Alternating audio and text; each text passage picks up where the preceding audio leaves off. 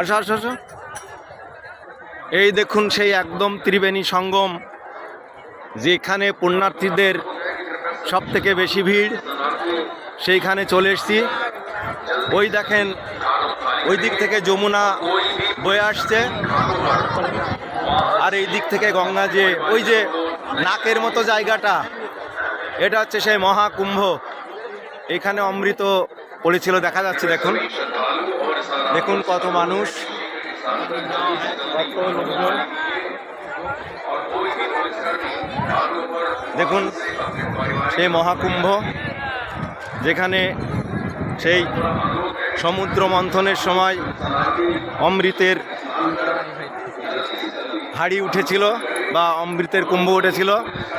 আর সেই কুম্ভ নিয়ে দেবতারা এখান থেকে পালাতে গিয়ে বা সেই কুম্ভটাকে এখান থেকে অন্যত্র নিতে গিয়েই এখানে এক ফোঁটা অমৃত পড়েছিল। সেই মহাকুম্ভে চলে আসছে একদম ত্রিবেণী সঙ্গম। দেখুন একদম সেই ত্রিবেণী সঙ্গম, এখানে চলে এসছি। কত মানুষ আর মানুষ, মানুষ আর মানুষ। দেখুন আমি দেখাতে পারছি কিনা সুন্দরভাবে। এই সেই মহাকুম্ভ, এই সেই মহাতীর্থ, এই সেই মহাকুম্ভ, একদম নাকের মতো যে জায়গাটা, যেখানে গঙ্গা যমুনা সরস্বতীর মিলন হয়েছে। এই দেখেন পারফেক্ট সেই জায়গাটা, কত মানুষ।